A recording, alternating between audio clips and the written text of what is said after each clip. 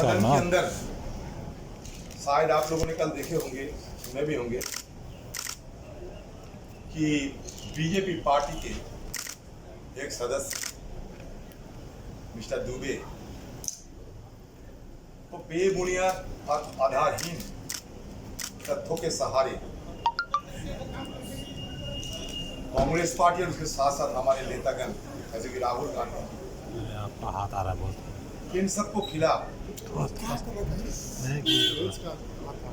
धड़ल्ले से गाली गलौज देना शुरू कर दिया और सदन के अंदर जब मंत्रियों को बुलाए जाते हैं माइक पे तो मंत्री की माइक नहीं चलते, लेकिन वो सदस्यों की माइक चलते। जिस सदस्यों ने एक ओछी तरीके से और घटिया बयान पेश कर रहे थे जिसका कोई आधार नहीं, कोई तथ्य नहीं है, तो नियमों के मुताबिक हमारी पार्टी की तरफ से और सारे विपक्ष मतलब हमारे साथ जो लाइक माइंडेड जितने पार्टी हैं सब मिलकर हम स्पीकर साहब को पत्र लिखी, क्योंकि हमारे संसदीय रिवाज रीति जो है उसके मुताबिक पॉइंट ऑफ ऑर्डर रूल 353 पे ऐसा कोई इल्जाम नहीं लगाया जा सकता किसी के खिलाफ, कोई व्यक्ति के खिलाफ, कोई मेंबर के खिलाफ जिनको पहले नहीं नोटिस दिए जाते हैं और साथ साथ मंत्रियों को बिना नोटिस इस तरीके की फजूल बयान, घटिया बयान नहीं दिए जा सकते हैं, लेकिन फिर भी वो दिए। इसके विरोध में हम सब स्पीकर साहब से मुलाकात भी की थी, पत्र भी लिखी और देखते देखते हमारे तरफ से जो शिकायत दर्ज किया गया था उसके मान्यता देते हुए रिकॉर्ड से वो सारे घटिया बयान को हटा दिया गया था। हम लोग ये सोचे थे कि ठीक है, जिस पे हमारा आपत्ति जताई थी वो सारे मान लिए हैं लोकसभा के सेक्रेटरी और स्पीकर साहब ने। लेकिन चौंकाने की वाली बात यह है कि रात में फिर हमारे नोटिस में आ गए कि देर रात को फिर सारे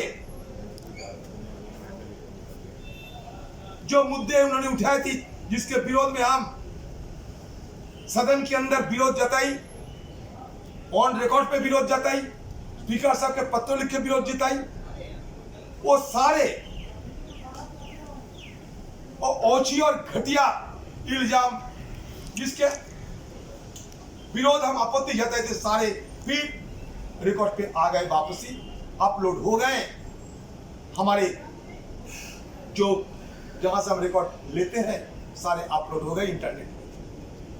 मतलब इस तरीके की नजीर हमारे देश की पार्लियामेंट्री के इतिहास में कभी नहीं हुई है, मैं बड़े दावा के साथ कह सकता हूं, क्योंकि सदन के अंदर चेयर को जो पीठासीन रहते हैं, चाहे वो स्पीकर साहब हो, चाहे वो चेयरमैन हो, जो भी हो, स्पीकर में जो पीठासीन होते हैं उनको हम स्पीकर मानते हैं और नियमों के मुताबिक आपत्ति भी जताई हम लोग। लेकिन आज बड़े दुर्भाग्य की बात यह है कि सारे संसदीय और राजनीति की सारे परंपरा को, सारे नियमों को, सारे रीति को, रिवाज को धजिया उड़ाते हुए ये तानाशाही की नजीर संसद के अंदर भी देखा जा रहे हैं। तो हम कहां जाए? हिंदुस्तान की लोकतंत्र के लिए बड़ा खतरा पैदा होते हैं। सदन हमारे लिए, हमारी बात रखने के लिए, मान लीजिए एक मंदिर होते, एक मस्जिद होते और गिरजा होते हैं। अगर वहां हमें विचार ना मिले, वहां भी हमारे साथ इस तरीके की बर्ताव होते रहते, वहां अगर हमें न्याय नहीं मिलते, न्याय की गुहार लगाते हुए भी अगर न्याय नहीं मिलते तो हम कहां जाए? आपको खुद हम दिखाना चाहते हैं, फर्क आप देख के आप भी चौंक जाओगे। ये पहले एक्सपांड किए गए, हटाए गए थे। और रातों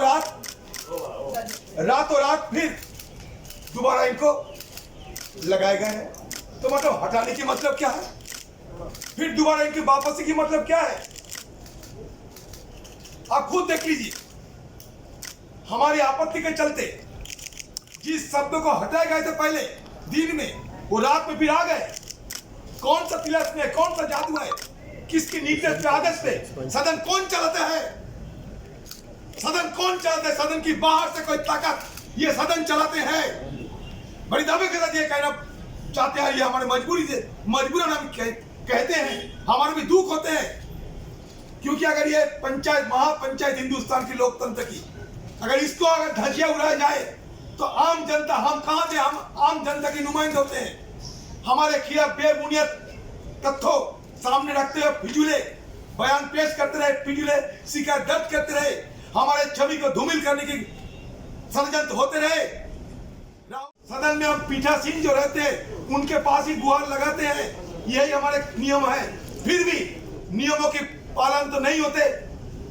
दिन दहाड़े नियमों की उल्लंघन करते हुए इस तरीके की एक नजीर पेश किया जाते हैं जिसमें ये जगजाहिर होते हैं। सदन के अंदर भी बाहर वाले ताकतों ने बार बार बेजा इस्तेमाल करने की कोशिश करते रहे। ये देख लो, आप रख देते हैं आप लोगों के सामने, आप लोगों के विचार के लिए।